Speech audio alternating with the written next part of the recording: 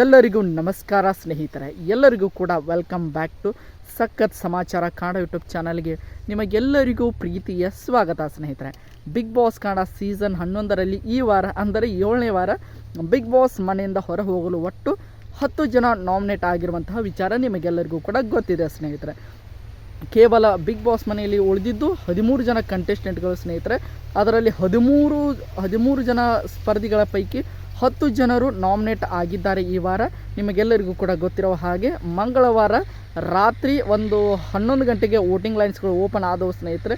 ಮಂಗಳವಾರದ ಒಂದು ವೋಟಿಂಗ್ ರಿಸಲ್ಟನ್ನು ನಾನು ಹಿಂದಿನ ವಿಡಿಯೋದಲ್ಲಿ ನಿಮಗೆ ವಿಡಿಯೋ ಮಾಡಿ ಹಾಕಿದ್ದೇನೆ ಸ್ನೇಹಿತರೆ. ಈ ವಿಡಿಯೋದಲ್ಲಿ ಇವತ್ತಿನ ಒಂದು ವೋಟಿಂಗ್ ರಿಸಲ್ಟ್ ಅಂದರೆ ನಿನ್ನೆ ಬುಧವಾರ ಸ್ನೇಹಿತರೆ, ನಿನ್ನೆ ಬುಧವಾರ ಬೆಳಿಗ್ಗೆ 6 ಗಂಟೆಯಿಂದ ಇವತ್ತು ಗುರುವಾರ ಬೆಳಿಗ್ಗೆ 6 ಗಂಟೆವರೆಗೆ ಈ ಒಟ್ಟು 24 ಗಂಟೆಯ ಅವಧಿಯ ವೋಟಿಂಗ್ ರಿಸಲ್ಟ್ ಇದಾಗಿರುತ್ತದೆ ಸ್ನೇಹಿತರೆ. ಈ ಒಂದು 10 ಜನ ನಾಮಿನೇಟ್ ಆಗಿರುವಂಥ ಸ್ಪರ್ಧಿಗಳ ಪೈಕಿ ಯಾರು ಅತಿ ಹೆಚ್ಚು ಓಟ್ಗಳನ್ನು ಪಡೆದುಕೊಂಡು ಅಂದರೆ ಎಷ್ಟು ಪರ್ಸೆಂಟೇಜ್ನೊಂದಿಗೆ ಅತಿ ಹೆಚ್ಚು ಓಟ್ಗಳನ್ನು ಪಡೆದುಕೊಂಡಿದ್ದಾರೆ, ಯಾರು ಕೊನೆಯ ಸ್ಥಾನ ಅಂದರೆ ಯಾರು ಅತಿ ಕಡಿಮೆ ಓಟ್ಗಳನ್ನು ಪಡೆದುಕೊಳ್ಳೋದ್ರ ಮೂಲಕ ಡೇಂಜರ್ ಝೋನಲ್ಲಿದ್ದಾರೆ ಅಂತ ನೋಡ್ತಾ ಹೋಗೋಣ ಸ್ನೇಹಿತರೆ. ಅದರ ಜೊತೆಗೆ ಯಾರ್ಯಾರ ಪೊಸಿಷನ್ ಎಲ್ಲೆಲ್ಲಿದೆ ಅಂತ ನೋಡ್ತಾ ಹೋಗೋಣ. ಈ ಒಂದು ವೋಟಿಂಗ್ ರಿಸಲ್ಟ್ ತುಂಬಾ ಇಂಪಾರ್ಟೆಂಟ್ ಅಂತ ಹೇಳ್ಬೋದು. ಯಾಕೆಂದರೆ ಈ ಒಂದು ವೋಟಿಂಗ್ ರಿಸಲ್ಟ್ ಆಧಾರದ ಮೇಲೆ ಈ ವಾರ ಬಿಗ್ ಬಾಸ್ ಮನೆಯಿಂದ ಒಬ್ಬ ಸ್ಪರ್ಧಿ ಎಲಿಮಿನೇಟ್ ಆಗ್ತಾರೆ ಸ್ನೇಹಿತರೆ. ಇದು ಅದಕ್ಕೋಸ್ಕರ ತುಂಬಾ ಇಂಪಾರ್ಟೆಂಟ್ ಆಗಿದೆ. ಈಗ ವೋಟಿಂಗ್ ರಿಸಲ್ಟ್ನ ವಿವರಗಳನ್ನು ನೋಡ್ತಾ ಹೋಗೋಣ ಸ್ನೇಹಿತರೆ. ನಮ್ಮ ಚಾನಲ್ಗೆ ಸಬ್ಸ್ಕ್ರೈಬ್ ಮಾಡಿಕೊಂಡು ಸಪೋರ್ಟ್ ಮಾಡಿ. ಬನ್ನಿ ವಿಡಿಯೋನ ಶುರು ಮಾಡೋಣ. ಒಟ್ಟು 10 ಜನ ನಾಮಿನೇಟ್ ಆಗಿರುವಂಥ ಸ್ಪರ್ಧಿಗಳ ಪೈಕಿ ಮೊದಲನೇದಾಗಿ ಅತಿ ಹೆಚ್ಚು ಓಟ್ಗಳನ್ನು ಪಡೆದುಕೊಂಡಿರುವಂತಹ ಸ್ಪರ್ಧೆ ಅಂದರೆ ಅದು ಹನುಮಂತ ಅಂತಲೇ ಹೇಳ್ಬೋದು. ಹನುಮಂತ ಅವರು ಬರೋಬ್ಬರಿ 17% ಅಂದರೆ 17%ನೊಂದಿಗೆ ಮೊದಲನೇ ಸ್ಥಾನವನ್ನು ಪಡೆದುಕೊಳ್ಳುವುದರ ಮೂಲಕ ಇವತ್ತಿನ ಒಂದು ವೋಟಿಂಗ್ ರಿಸಲ್ಟ್ನಲ್ಲಿ ಅತಿ ಹೆಚ್ಚು ಓಟ್ಗಳನ್ನು ಪಡೆದುಕೊಂಡಿರುವ ಮೊದಲನೇ ಸ್ಪರ್ಧಿ ಸ್ನೇಹಿತರೆ. ಇನ್ನು ಎರಡನೇದಾಗಿ ಅತಿ ಹೆಚ್ಚು ಓಟ್ಗಳನ್ನು ಪಡೆದುಕೊಂಡಿರುವಂಥ ಸ್ಪರ್ಧಿ ಯಾರೆಂದರೆ ಅದು ಬೇರೆ ಯಾರು ಅಲ್ಲ, ಧರ್ಮ ಕೀರ್ತಿರಾಜ್ ಅಂತ ಹೇಳ್ಬೋದು ಸ್ನೇಹಿತರೆ. ನಿನ್ನೆಯ ಒಂದು ಎಪಿಸೋಡ್ನಲ್ಲಿ ಅವರ ಪರ್ಫಾರ್ಮೆನ್ಸ್ ತುಂಬಾ ಚೆನ್ನಾಗಿತ್ತು. ಅದಕ್ಕೋಸ್ಕರ ಅವರು ಇವತ್ತಿನ ಒಂದು ವೋಟಿಂಗ್ ರಿಸಲ್ಟ್ನಲ್ಲಿ ತುಂಬಾ ಇಂಪ್ರೂವ್ಮೆಂಟ್ ಆಗಿದೆ. ಅವರಿಗೆ ಅತಿ ಹೆಚ್ಚು ಓಟ್ಗಳು ಕೂಡ ಬರ್ತವೆ ಸ್ನೇಹಿತರೆ. ಅದಕ್ಕೋಸ್ಕರ ಅವರು 2ನೇ ಸ್ಥಾನವನ್ನು ಪಡೆದುಕೊಂಡಿದ್ದಾರೆ. ಅದು ಎಷ್ಟು ಪರ್ಸೆಂಟೇಜ್ನೊಂದಿಗೆ ಅಂತ ನೋಡ್ತಾ ಹೋಗೋದಾದರೆ 15.6 ಅಂದರೆ 15.6%ನೊಂದಿಗೆ ಧರ್ಮ ಕೀರ್ತಿರಾಜ್ ಅವರು 2ನೇ ಸ್ಥಾನವನ್ನು ಪಡೆದುಕೊಳ್ಳೋದ್ರ ಮೂಲಕ ಟಾಪ್ 2 ಅಲ್ಲಿದ್ದಾರೆ. ಹನುಮಂತ ಅವರು ಟಾಪ್ 1, ಧರ್ಮ ಕೀರ್ತಿರಾಜ್ ಅವರು ಟಾಪ್ 2 ಅಂತಲೇ ಹೇಳ್ಬೋದು ಸ್ನೇಹಿತರೆ.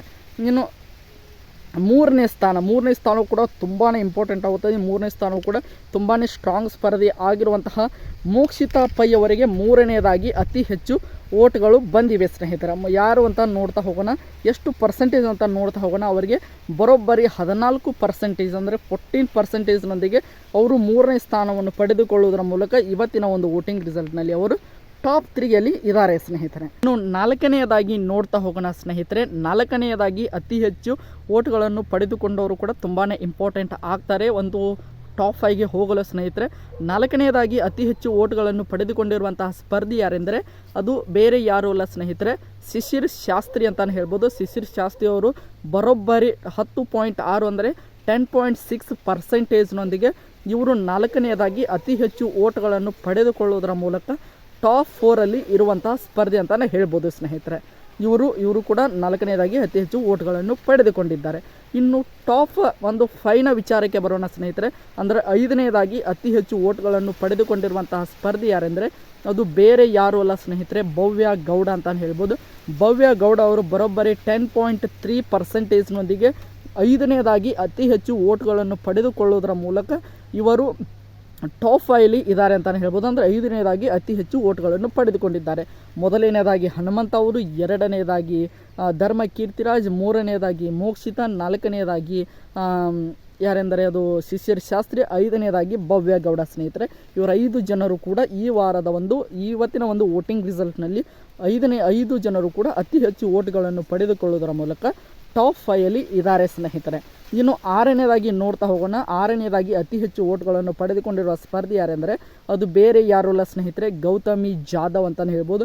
ನಿನ್ನೆ ಒಂದು ದಿನದಲ್ಲಿ ಅವರ ಪರ್ಫಾರ್ಮೆನ್ಸ್ ತುಂಬಾ ಉತ್ತಮವಾಗಿದ್ದ ಕಾರಣ ಅವರಿಗೆ ಓಟ್ಗಳು ಜಾಸ್ತಿ ಬಂದಿವೆ ಸ್ನೇಹಿತರೆ. ಅವರಿಗೆ ಬಂದಂಥ ಓಟ್ನ ಪರ್ಸೆಂಟೇಜ್ ನೋಡ್ತಾ ಹೋಗೋದಾದರೆ 9.6%ನೊಂದಿಗೆ ಗೌತಮಿ ಜಾಧವ್ ಅವರು 6ನೇದಾಗಿ ಅತಿ ಹೆಚ್ಚು ಓಟ್ಗಳನ್ನು ಪಡೆದುಕೊಳ್ಳುವುದರ ಮೂಲಕ ಟಾಪ್ 6ಅಲ್ಲಿ ಇರುವಂಥ ಸ್ಪರ್ಧೆ ಅಂತಲೇ ಹೇಳ್ಬೋದು ಸ್ನೇಹಿತರೆ. ಗೌತಮಿ ಜಾಧವ್ ಅವರು 6ನೇ ಸ್ಥಾನವನ್ನು ಪಡೆದುಕೊಂಡಿದ್ದಾರೆ. 7ನೇದಾಗಿ ಅತಿ ಹೆಚ್ಚು ವೋಟ್ಗಳನ್ನು ಪಡೆದುಕೊಂಡಿರುವ ಸ್ಪರ್ಧಿ ಯಾರಂತ ನೋಡ್ತಾ ಹೋಗೋಣ ಸ್ನೇಹಿತರೆ. 7ನೇ ಸ್ಥಾನದಲ್ಲಿ ಒಂದು ಮೀಡಿಯಮ್ ಆಗಿ ವೋಟಿಂಗ್ಗಳು ಅವರಿಗೆ ಬರ್ತಾಯಿವೆ ಸ್ನೇಹಿತರೆ. 7ನೇದಾಗಿ ಒಂದು ಯಾರು ಅಂತ ನೋಡ್ತಾ ಹೋಗೋಣ, ಅದು ಪರ್ಸೆಂಟೇಜ್ನ ಮೊದಲು ನೋಡ್ತಾ ಹೋಗೋಣ. 7ನೇದಾಗಿ ಬರೋಬ್ಬರಿ 8%ನೊಂದಿಗೆ 7ನೇ ಸ್ಥಾನವನ್ನು ಪಡೆದುಕೊಂಡಿರುವಂಥ ಸ್ಪರ್ಧಿ ಯಾರೆಂದರೆ ಅದು ಉಗ್ರ ಮಂಜು ಅಂತಾನೆ ಹೇಳ್ಬೋದು ಸ್ನೇಹಿತರೆ. ಇವರು ಆಟ ಆಡುತ್ತಿರುವ ರೀತಿ ಬಿಗ್ ಬಾಸ್ ಮನೆಯಲ್ಲಿ ತುಂಬಾ ಇಂಪ್ರೆಸಿವ್ ಆಗಿದ್ದರೂ ಕೂಡ ಸ್ವಲ್ಪ ಮಟ್ಟಿಗೆ ಓಟ್ಗಳು ಕಡಿಮೆ ಬರ್ತವೆ. ಯಾಕೆಂದರೆ ಅವರು ಕಳೆದ 2 ರಿಂದ 3 ವಾರದಲ್ಲಿ ನಡೆದುಕೊಂಡ ರೀತಿ ತುಂಬಾ ವೀಕ್ಷಕರಿಗೆ ಬೇಜಾರು ಆಗಿತ್ತು ಸ್ನೇಹಿತರೆ. ಬಿಗ್ ಬಾಸ್ ಮನೆಯ ಒಂದು ರೀತಿಯಾಗಿ ಮಾಸ್ಟರ್ ಮೈಂಡ್ ಕೂಡ ಅಂದರೂ ಕೂಡ ತಪ್ಪಾಗಲಾರದು, ಅಷ್ಟೊಂದು ಚೆನ್ನಾಗಿ ಆಟವನ್ನು ಆಡ್ತಾ ಬಂದಿದ್ದಾರೆ ಸ್ನೇಹಿತರೆ. ಕಳೆದ ವಾರದಲ್ಲಿ ಅವರ ಗ್ರಾಫ್ ತುಂಬಾ ಕೆಳಗೆ ಹೋಗಿತ್ತು, ಈಗ ಮತ್ತೆ ಅವರ ಗ್ರಾಫ್ ತುಂಬಾ ಇಂಪ್ರೂವ್ ಆಗ್ತಾ ಇದೆ ಸ್ನೇಹಿತರೆ. ಅದರೊಂದಿಗೆ ಅವರು 7ನೇದಾಗಿ 8%ನೊಂದಿಗೆ 7ನೇದಾಗಿ ಅತಿ ಹೆಚ್ಚು ವೋಟ್ಗಳನ್ನು ಪಡೆದುಕೊಂಡಿದ್ದಾರೆ ಸ್ನೇಹಿತರೆ. ಇನ್ನು 8ನೇ ಸ್ಥಾನ ನೋಡ್ತಾ ಹೋಗೋಣ. 8ನೇದಾಗಿ ಅತಿ ಹೆಚ್ಚು ವೋಟ್ಗಳನ್ನು ಪಡೆದುಕೊಳ್ಳುವುದರ ಮೂಲಕ 8ನೇ ಸ್ಥಾನವನ್ನು ಪಡೆದುಕೊಂಡಿರುವಂತಹ ಸ್ಪರ್ಧಿ ಯಾರೆಂದರೆ ಅದು ಬೇರೆ ಯಾರೂ ಅಲ್ಲ ಸ್ನೇಹಿತರೆ, ಅದು ಧನರಾಜ್ ಆಚಾರ್ಯ ಅಂತಲೇ ಹೇಳ್ಬೋದು. ಧನರಾಜ್ ಆಚಾರ್ಯ ಅವರಿಗೆ ಎಷ್ಟು ಪರ್ಸೆಂಟೇಜ್ ವೋಟ್ಗಳು ಬಂದಿವೆ ಅಂತ ನೋಡ್ತಾ ಹೋಗೋದಾದರೆ ಬರೋಬ್ಬರಿ 7%ನೊಂದಿಗೆ ಧನರಾಜ್ ಆಚಾರ್ಯ ಅವರು 8ನೇ ಸ್ಥಾನವನ್ನು ಪಡೆದುಕೊಂಡಿದ್ದಾರೆ. ಇದು ಕೂಡ ಒಂದು ರೀತಿಯಾಗಿ ಮೀಡಿಯಮ್ ಆಗಿ ಅವರಿಗೆ ಕೂಡ ವೋಟ್ ಬರ್ತಾ ಇವೆ. ಅವರು ಕೂಡ ತುಂಬಾ ಇನ್ನೂ ಇಂಪ್ರೂವ್ಮೆಂಟ್ ಆಗಬೇಕಾಗಿದೆ. ನಿನ್ನೆ ಒಂದು ದಿನದಲ್ಲಿ ಕೂಡ ತುಂಬಾ ಚೆನ್ನಾಗಿ ಟಾಸ್ಕ್ಗಳನ್ನು ಆಡಿದ ಕಾರಣ ಅವರ ಒಂದು ವೋಟಿಂಗ್ ರಿಸಲ್ಟ್ನಲ್ಲಿ ತುಂಬಾ ಏರಿಕೆ ಕಂಡಿದೆ. ಬರೋಬ್ಬರಿ 7% ವೋಟ್ಗಳು ಧನರಾಜ್ ಆಚಾರ್ಯ ಅವರಿಗೆ ಬಂದಿವೆ ಸ್ನೇಹಿತರೆ. ಇನ್ನು 9ನೇ ಸ್ಥಾನದ ಬಗ್ಗೆ ನೋಡ್ತಾ ಹೋಗೋಣ. 9ನೇ ಮತ್ತು 10ನೇ ಸ್ಥಾನ ತುಂಬಾ ಡೇಂಜರ್ ಝೋನಲ್ಲಿ ಇರುವಂಥ ಸ್ಪರ್ಧಿಗಳು ಸ್ನೇಹಿತರೆ. ಇವರಿಬ್ಬರ ಪೈಕಿ ಯಾರು ಬೇಕಾದರೂ ಕೂಡ ಈ ವಾರ ಬಿಗ್ ಬಾಸ್ ಮನೆಯಿಂದ ಹೊರಗಡೆ ಹೋಗ್ಬೋದು ಸ್ನೇಹಿತರೆ. ಅಷ್ಟರ ಮಟ್ಟಿಗೆ ಡೇಂಜರ್ ಝೋನಲ್ಲಿ ಇರುವಂತಹ 2 ಪೊಸಿಷನ್ಗಳು, ಅದು 9 ಮತ್ತು 10 ಅಂದರೆ ಬಾಟಮ್ 2 ಅಲ್ಲಿ ಇರುವಂಥ 2 ಪೊಸಿಷನ್ಗಳು ಸ್ನೇಹಿತರೆ.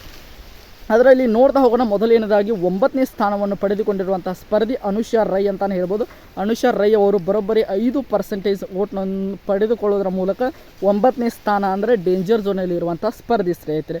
ಇವರು ಕೂಡ ಉಳಿದುಕೊಳ್ಳುವಂಥ ಸಾಧ್ಯತೆ ಇದೆ. ನೋಡೋಣ ಯಾವ ರೀತಿಯಾಗಿ. ಇನ್ನೂ 2 ದಿನ ಇದೆ ವೋಟಿಂಗ್ ಲೈನ್ಸ್ ಕ್ಲೋಸ್ ಆಗೋದು, ಅಷ್ಟರ ಮಟ್ಟಿಗೆ ಇಂಪ್ರೂವ್ ಮಾಡ್ಕೊಂಡ್ರೆ ಇವರು ಕೂಡ ಉಳಿಯುವಂಥ ಚಾನ್ಸಸ್ ಇದೆ ಸ್ನೇಹಿತರೆ. ಇನ್ನು ಕೊನೆಯ ಸ್ಥಾನ ಅಂದರೆ 10ನೇ ಸ್ಥಾನದಲ್ಲಿ ಇರುವಂತಹ ಸ್ಪರ್ಧಿ ಯಾರೆಂದರೆ ಅದು ಬೇರೆ ಯಾರೂ ಅಲ್ಲ ಸ್ನೇಹಿತರೆ, ಗೋಲ್ಡ್ ಸುರೇಶ್ ಅಂತಲೇ ಹೇಳ್ಬೋದು ಸ್ನೇಹಿತರೆ. ಗೋಲ್ಡ್ ಸುರೇಶ್ ಅವರು ಇವತ್ತಿನ ಒಂದು ವೋಟಿಂಗ್ ರಿಸಲ್ಟ್ನಲ್ಲಿ ಅವರು ಕೊನೆಯ ಸ್ಥಾನ ಅಂದರೆ ಕೇವಲ 3% ವೋಟ್ನೊಂದಿಗೆ ಅವರು ಕೊನೆಯ ಸ್ಥಾನವನ್ನು ಪಡೆದುಕೊಂಡಿದ್ದಾರೆ. ಅಂದರೆ ಅತಿ ಕಡಿಮೆ ವೋಟ್ಗಳನ್ನು ಪಡೆದುಕೊಳ್ಳೋದ್ರ ಮೂಲಕ ಈ ವಾರ ನಾಮಿನೇಟ್ ಆಗಿರುವಂಥ 10 ಜನ ಸ್ಪರ್ಧಿಗಳ ಪೈಕಿ ಇವರು ಕಡೆಯ ಸ್ಥಾನ ಅಂದರೆ ಕೇವಲ 3% ವೋಟ್ನೊಂದಿಗೆ ಕಡೆಯದಾಗಿ ವೋಟ್ಗಳನ್ನು ಪಡೆದುಕೊಂಡಿದ್ದಾರೆ. ಅದಕ್ಕೋಸ್ಕರ ಇವರು ಅತಿ ಹೆಚ್ಚು ಡೇಂಜರ್ ಝೋನಲ್ಲಿರುವಂಥ ಸ್ಪರ್ಧಿ ಸ್ನೇಹಿತರೆ. ಇವರು ಈ ವಾರ ಹೊರ ಹೋಗುವಂಥ ಸಾಧ್ಯತೆ ತುಂಬಾ ಜಾಸ್ತಿ ಇದೆ. ಅದಕ್ಕೋಸ್ಕರ ಇವರು ಯಾವ ರೀತಿಯಾಗಿ ಇನ್ನೂ 2 ದಿನದಲ್ಲಿ ಆಟವನ್ನು ಆಡ್ತಾರೆ ಅಂತ ನಾವೆಲ್ಲರೂ ಕೂಡ ವೇಟ್ ಮಾಡಿ ನೋಡೋಣ ಸ್ನೇಹಿತರೆ.